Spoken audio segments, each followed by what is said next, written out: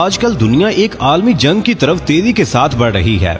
इस सिलसिले में रूस के सदर पुतिन का पहला और अहम बयान सामने आ चुका है। इसके साथ साथ बर्तानिया के आर्मी चीफ ने भी फौज को रेड अलर्ट कर दिया है। इसके साथ नेटो अफवाज भी कमर कस चुकी है और इनकी तरफ से भी खतरनाक बयान आ रहे हैं। इन बयानात से जाहिर होता है कि दुनिया एक क़यामत का नमूना देखने की जानिब जा रही है और इस किस्म के बयान जब किसी ताकतवर मुल्क की तरफ से आते हैं तो उनके पीछे कोई लाजमी खतरनाक इशू होता है और ये बयान दुनिया को अपनी जानिब मुतवज्जो करने के लिए काफी होता है। ये ताकतें इस किस्म के दबे दबे बयान देती हैं कि लोग वक्ती तौर पर समझ नहीं सकते, लेकिन पानी जब सर से गुजर जाता है तो पता चलता है कि पुतिन का क्या मकसद था या जो बाइडेन ने जो बयान दिया था इसका क्या मकसद था।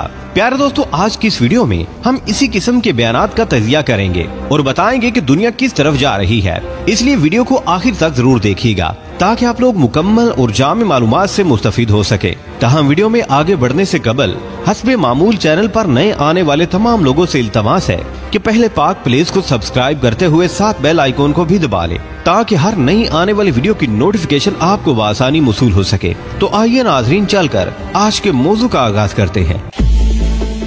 नाज़रीन, जैसा कि आप जानते हैं कि रूस और यूक्रेन के दरमियान जंग कई माह से जारी है और अब ये जंग एक खतरनाक मोड़ तक पहुंच चुकी है और दोनों इतराफ से इसकी शिद्दत के दावे किए जा रहे हैं और अब हालात इस कदर गंभीर हो चुके हैं कि ये जंग एक आलमी जंग का नक्शा पेश कर रही है। इस जंग में जिस हद तक तबाही हो चुकी है और जो होने वाली है इसका अंदाजा फिलहाल लगाना मुश्किल है। नाज़रीन, पुतिन ने जंग के हवाले से बात करते हुए कहा है कि हमें इस बात की परवाह नहीं है कि मगरबी दुनिया रूस के बारे में क्या सोच रही है और क्या कुछ करने जा रही है, लेकिन जो भी कर रही है ये बात मुसल्लिम है कि हमारी सरहदों के करीब नेटो या अमेरिका की कोई फौज नहीं आ सकती और ना हम इनको इसकी इजाजत देंगे और इनको रोकने के लिए जो भी तरीका इख्तियार करना पड़ा वो जरूर किया जाएगा और किसी भी हद को पार भी किया जा सकता है। दूसरी तरफ पुतिन के बयान के बाद बर्तानिया के आर्मी चीफ ने अपनी फौज को रूस का मुकाबला करने के लिए ग्रीन सिग्नल दे दिया है और कहा है कि किसी भी वक्त कोई भी हुक्म दिया जा सकता है, इसलिए फौज तैयार रहे।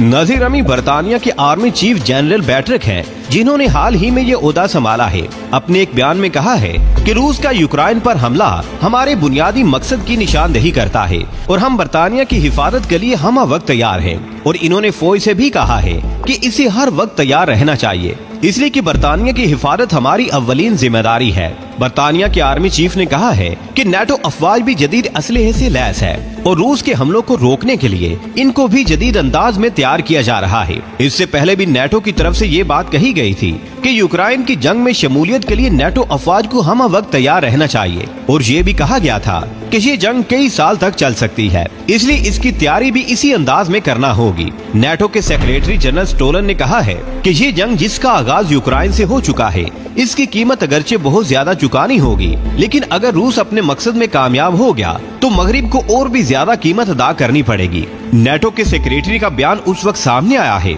जब बर्तानिया से भी जंग के आगाज की खबरें आ रही हैं और इनके बड़े भी इस किस्म के बयान देते दिखाई देते हैं। बर्तानिया के वज़ीर-ए-आज़म ने भी अपने एक बयान में कहा है कि यूक्रेन की जीत उसी सूरत में मुमकिन हो सकती है जब इसको जदीद असलहा फराहम किया जाए। नेटो चीफ ने अपने एक बयान में जो इन्होंने जर्मनी के अखबार को इंटरव्यू देते हुए कहा है कि हमें ये जंग बरसों तक लड़नी पड़ सकती है और इसके लिए हम यूक्रेन की हर तरह से मदद करेंगे और कोई कमी नहीं छोड़ेंगे। इसके लिए खा हमें कुछ भी करना पड़े, हम रूस को यूक्रेन पर कब्जा करने नहीं देंगे। इन्होंने अपने बयान में मजीद कहा कि यूक्रेन की फतह ही मगरबी दुनिया की आजादी की जामिन है। प्यारे दोस्तों, ये खबरें भी आ रही हैं कि रूस और यूक्रेन के मशरकी हिस्से में घमसान की जंग जारी है और रूस ने यूक्रेन की तरफ पेशकदमी भी जारी रखी हुई है। दूसरी तरफ पुतिन ने कहा है कि हम खित्ते से नेटो अफवाज को खत्म करने के लिए किसी भी हद को पार कर सकते हैं, जिसके बाद इन्होंने अपने खतरनाक मिसाइल और हथियार भी सरहदी इलाकों में पहुंचाने शुरू कर दिए हैं। अब हालात इस तरफ जा रहे हैं कि अगर ये जंग फैल जाती है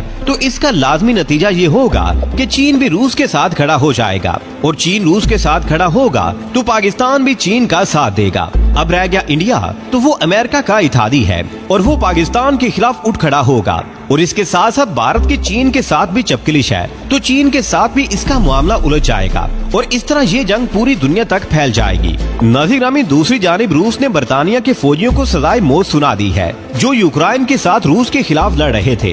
रूस की सुप्रीम कोर्ट ने इन फौजियों को कराई के फौजी करार दिया था और इनको सजाए मौत सुना दी थी। ये 20 की तादाद में गिरफ्तार हुए थे।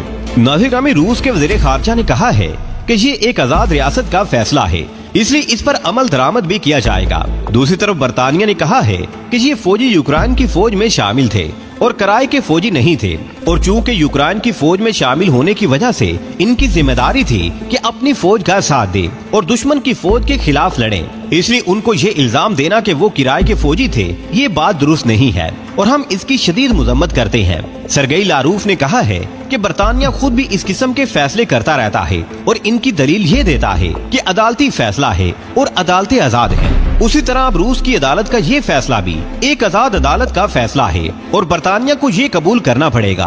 नाज़रीन ग्रामी, दूसरी तरफ इस जंग में जो नई पेशरफ्त हुई है वो ये है कि रूस की जानिब से कहा गया है कि यूक्रेन की जंग में रूसी फौजियों ने लेजर का इस्तेमाल भी किया है, लेकिन अमेरिका का कहना है कि इस किस्म के किसी हथियार के इस्तेमाल करने का कोई सबूत नहीं मिला, इसलिए रूस का ये दावा बेबुनियाद है। इसी तरह यूक्रेन ने भी कहा है कि रूस का ये दावा हकीकत के खिलाफ है कि इसने यूक्रेन में लेजर गन का इस्तेमाल किया है। ये सिर्फ एक प्रोपेगंडा ही हो सकता है। रूस के डेप्यूटी वज़ीर-ए-आज़म ने कहा है कि रूस ने जंग के दौरान ज़ेब्रा नामी लेजर हथियारों का प्रोटोटाइप इस्तेमाल किया है, जिससे यूक्रेन के एक ड्रोन को 5 किलोमीटर के फासले से ही जला दिया गया और ये काम इसी लेजर गन से लिया गया है।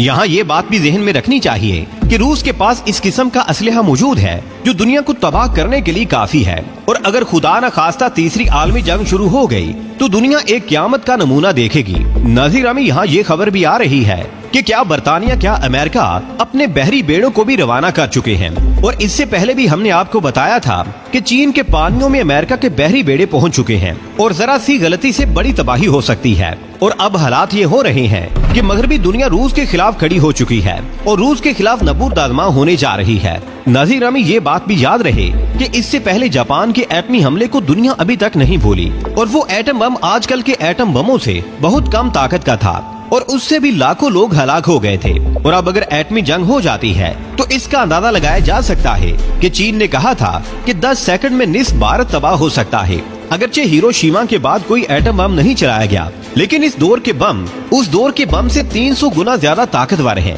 इसलिए दुनिया को इस पर सोचना चाहिए और जंग से बचने के लिए मुज़ाकरात करने चाहिए, वरना एक दौर आएगा कि दुनिया में कोई टेक्नोलॉजी नहीं बचेगी और इंसान उसी पुरानी दुनिया में पहुंच जाएगा जो कि नेज़ों की दुनिया थी। आने वाले वक्त में दुनिया की सूरत हाल कौन सी नई करवट लेने वाली है, ये तो जाहिर है आने वाला वक्त बताएगा। प्यारे दोस्तों, आज की वीडियो में बस इतना ही। हमें आज भी पूरी उम्मीद है कि आज की ये वीडियो भी आपको बेहद पसंद आई होगी। वीडियो पसंद आने की सूरत में इसे लाइक कीजिए, दोस्तों से शेयर कीजिए और कमेंट सेक्शन में हमें अपनी कीमती राय से जरूर आगाह रखिएगा। अल्लाह निगहबान।